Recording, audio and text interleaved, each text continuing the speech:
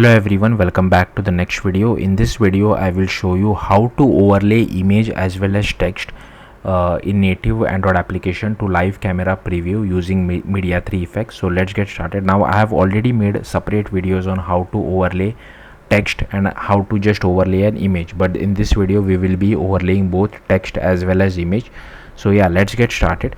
So as usual, I have created a native Android application using XML layout, but if you want you can use Jetpack Compose as well, so it's up to you. Now the application is still building, so in the meantime you will have to go to build.gradle.kts.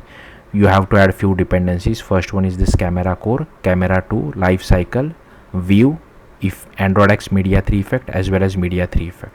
Okay, so the output is ready. I'll just show you guys the output first. So I'm mirroring my device, so the output might be a little bit laggy, so I'll just click on while using the app.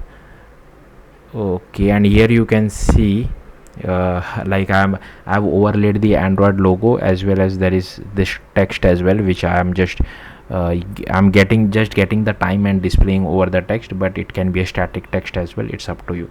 And I can just click on take photo. It should take a photo for us and display it inside display a toast message as well.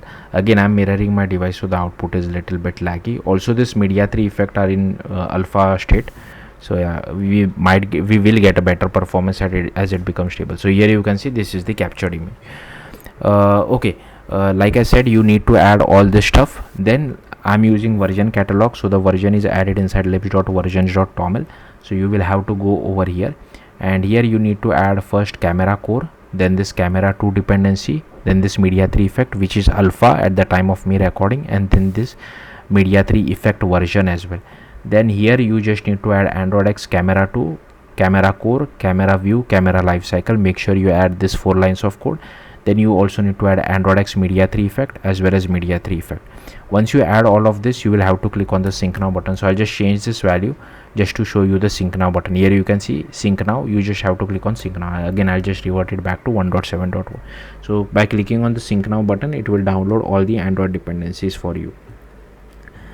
Like I said, it is this library is still in alpha. If it becomes stable by the time you guys are watching the video, make sure you use the stable version. Then you need to go to Android manifest. Make sure you add this uses feature camera. Internet permission is not really required because we are using the image from our drawable folder as well, which is bundled with our app. That's why camera permission we are passing, right external storage permission we are passing. Then you need to go to res layout activity underscore main, and here we just pass the preview view, so we just constrain it to all sides of the screen. So the width is 0 dp, height is 0 dp as well, and we constrain it to all sides to occupy the entire width and height of the screen. Then here we have this button where we pass the height and width as wrap content. The id we make the button id.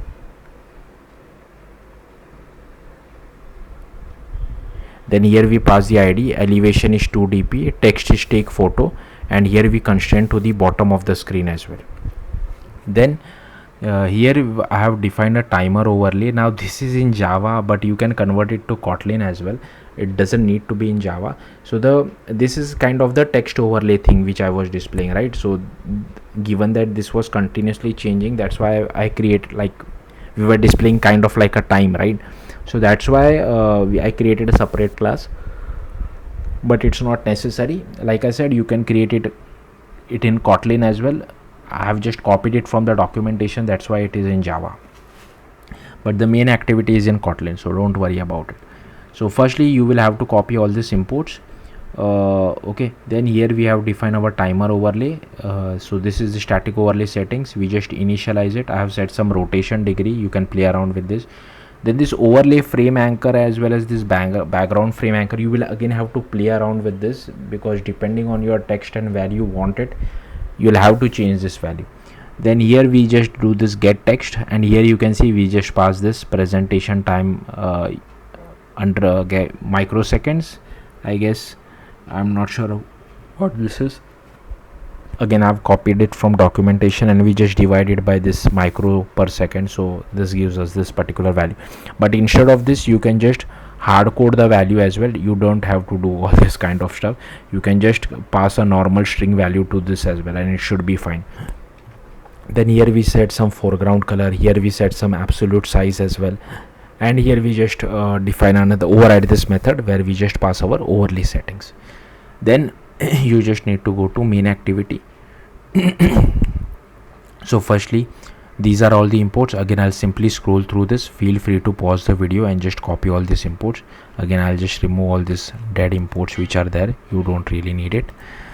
Then this is marked with @unstable because if I just comment this out, if you see, we are getting a lot of errors over here. Now this texture overlay and all this stuff is coming from this particular library, okay, the stable one, not from this one.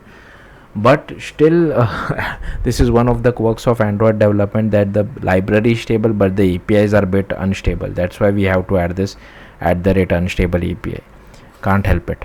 Then here we have to add this image capture executor service. Here is our preview view viewfinder. Here is our button. Then we are using register for activity result to request for multiple permissions.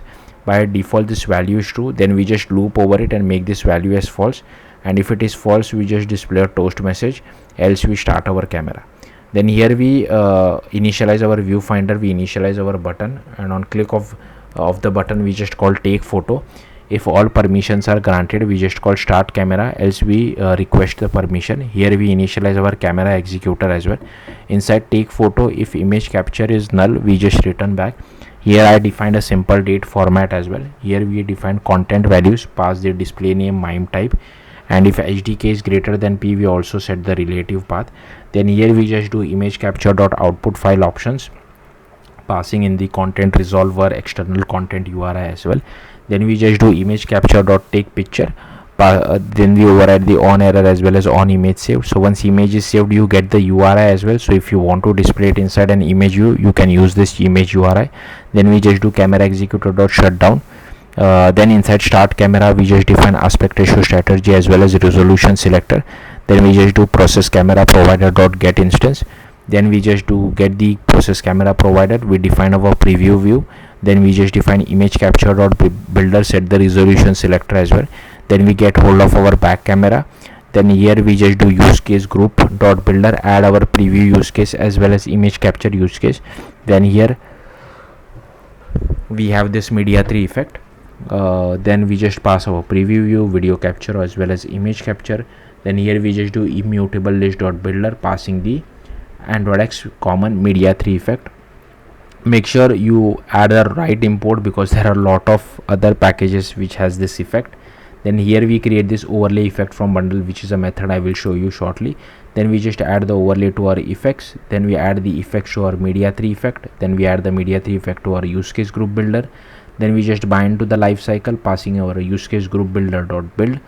And yeah, that's how start our camera. Here is a helper method to request permission, another helper method to check permission was granted or not.